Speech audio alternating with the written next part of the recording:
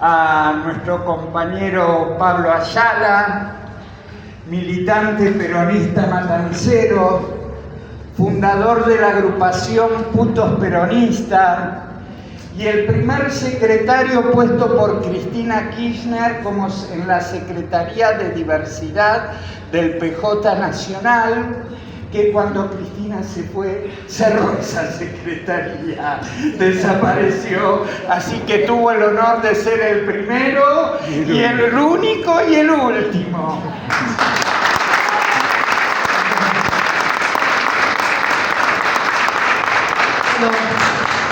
Como comentó César, en el año 2007 fundamos acá esa locura que tiene el peronismo siempre, la agrupación Putos Peronistas, que no podía ser en otro lugar que no sea La Matanza con su rebeldía, La Matanza con su resistencia histórica. Fundamos la agrupación Putos Peronistas. Más adelante, como dice César, fui nombrado en 2014 secretario de Universidad del PJ Nacional, con el cual recorrí el país. Yo había hecho quinto 2 veces en mi vida, nunca había ido a ningún lado, y a partir de ahí pude viajar por el país y llevar, sobre todo, armar Secretaría de Diversidad del PJ en lugares tan difíciles como Mendoza, como Bahía Blanca o como Salta, que eran lugares muy conservadores. Así que mi mandato terminó en 2016 y a partir de ahí no volví más. Yo me había ido ya de Putos Peronistas en 2012, entendiendo que la tarea estaba hecha después de la... Faltaba un montón, pero digo, ya había toda una generación luchando, que ya venía toda una generación anterior, con Diana, con Loana, con Marlene, con Susi, con Noelia Luna. Y siguió toda una generación luchando. Yo me había ido en 2012 de Putos Peronistas a volver al territorio, a armar una juventud peronista, que le puse Turunco, que es el nombre de la primera guerrilla peronista, y seguí militando. Después, en 2014, fui nombrado secretario de Diversidad del PJ Nacional y en 2016 terminó mi mandato y se hizo una película de la experiencia de los Putos Peronistas, pero nunca más volví a ir ni siquiera a las presentaciones de la película, porque entendía que los varones cis, como se dice ahora, existir para los varones heterosexuales, teníamos que corrernos, hemos luchado. Yo lo hice siempre desde el peronismo, ¿no? Pensando que la marcha tiene razón cuando dice que reine en el pueblo el amor y la igualdad. La verdad, no soy un tipo que haya ido a la universidad, así que para mí era muy lejos como la teórica feminista. Bueno, soy del otro. Yo digo.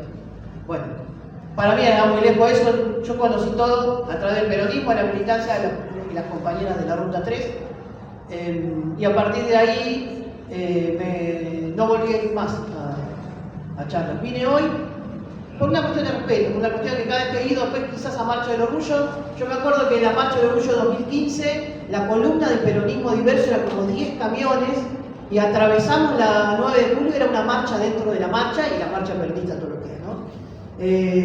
Y después cada vez que fui iba solo a las Marchas del Orgullo a escuchar, a seguir aprendiendo, a acompañar. Vine hoy porque era Diana, porque es Diana, porque creo que le debía un homenaje, le debí siempre las palabras que no le pude decir en su momento. La noche anterior a su asesinato me llamó, había un tipo que se llamaba Grifini, era el apellido. En su momento era el tipo de estamos hablando de 2015, previo a la elección, Grifini, Héctor Grifini. Era la diversidad de Scioli, lo había puesto Pepe Scioli. Entonces me llama Diana, yo estaba en La Rioja en un congreso de diversidad del peronismo diverso en La Rioja, y me llama, y siempre me llamaba por el apellido. ¿Qué haces Ayala? Me decía, en esta cosa que reafirmar siempre la identidad, ¿no? Y me cuenta que este Grifini había andado, bueno, el tal Grifini después terminó siendo candidato del PRO, bien sionista, ¿no? Terminó siendo candidato del PRO en Luján. Y me había contado que andaba este Grifini dando vueltas, me dice, escuchame, va a venir en la semana, venite, vamos a verlo juntos, y así que fue la noche esa que al otro día, creo que era el encuentro de mujeres en Mar del Plata, ¿no? Me llamó. Y después me cuentan los Putos Peronistas que estaba el rumor, y después esa sensación de que ese rumor era cierto y era triste. Y después fui al velorio de ella, a la Casa Boliviana, Elena Ferrere, y me di cuenta que Diana era todo eso que dijo César recién, ¿no?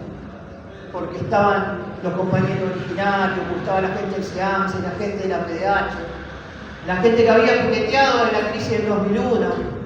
Diana era todas esas luchas juntas. Me acuerdo que días antes de su asesinato, unas 2 semanas, la habían detenido en el Metrobús, ¿no? La policía de la ciudad la había golpeado, ella iba para La Plata, estaba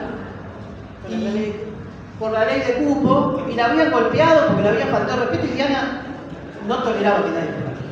Entonces, algo dijo, y después la imagen que daba vuelta era Diana en el piso con el policía, ¿no? Siempre admiré esa enorme valentía que tenía siempre, como interrumpir en algún momento la marcha del orgullo, diciendo esto no es una fiesta, tiene que ser lucha, y ponerse en el medio de la 9 o de la Avenida de Mayo y decir acá no va a pasar ni una carroza. ¿Te acordás que era toda la lucha contra la burocracia del LGBT? Diana era todo eso. Yo siempre decía, los putos peronistas en su momento eran los montoneros, pero Diana era LERP. Era toda la izquierda, ¿no? Y en su momento teníamos un chispazo, ¿no? Del peronismo y con el tiempo, yo creo que ahí Karina Nazábal tuvo mucho que ver. Y empezamos a caminar juntos, fui cuando inauguraban el consultorio Ramos, empezamos a tener otra relación, empezamos a planificar cosas que después su asesinato atroz interrumpió. Nunca me voy a olvidar la pena de aquella noche en la Casa Boliviana y a posteriori, ¿no? Todo lo que vino después. La pena de que nos falte Diana durante el macrismo. Y encima después en febrero se va Loana. Y cuánta falta nos hizo y nos hace. Hoy, imagínense una Diana diciéndole que una Diana parándose, siguiendo enfrentando a la burocracia LGBTQ+, diciéndole un montón de cosas, un montón que algunos enseguida corren presto. Yo me acuerdo de muchos sacándose fotos del gobierno de Macri, de muchos lavándole la cara a Larreta. Y Diana no era eso. Diana era la incorrección, la lucha, la identidad revolucionaria que no se rendía, que no estaba ahí para ser un objeto decorativo, que estaba ahí para reclamar años y siglos de exclusión de compañeras y de compañeros y compañeras que pertenecen al pueblo. Esta idea que ella tenía de que no había que ser un gueto, me acuerdo que desde los puntos peronistas la frase que enarbolábamos era la única minoría es la unidad tuya, y el resto es todo nuestro pueblo en su enorme diversidad, y desde ahí combatir al enemigo común, que es el que hoy está en el gobierno, con más salvajismo, con más perversidad. Es un tiempo destemplados, impíos, insolidarios, donde a la pobreza de las compañeras más pobres de nuestra sociedad se le suma todo este odio desatado, ¿no?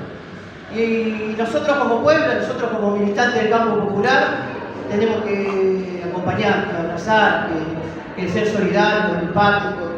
De aquellos que venimos del peronismo, yo creo que desde los puntos peronistas y después, cuando Cristina abre las puertas del PJ, creo que ya nadie más discute por qué compañeros y compañeras con sus banderas arcoíris, con sus banderas de movimiento trans, tienen que ser parte de nuestro partido. Yo me acuerdo, acá existió, según relatos de Ramosardi y de Modarelli, intelectuales del movimiento, de hecho Flavio ha sido compañero de Diana, existió la culpa de una compañera trans que vivía entablada, que le guardaba armas a los montoneros y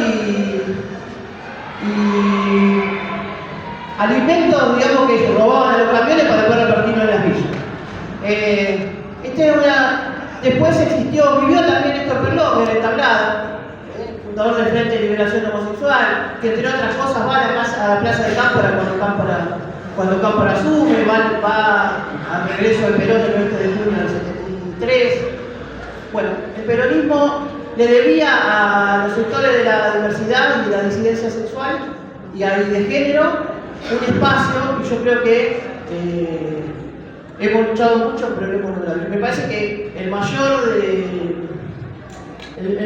triunfo de este tiempo, en el tiempo de Cristina, donde además recuperamos la identidad, los hijos recuperaron la identidad, el país recuperó IPF, que era nuestra identidad, y las compañeras trans recuperaban el nombre que habían elegido para vivir su vida y para jugársela vida.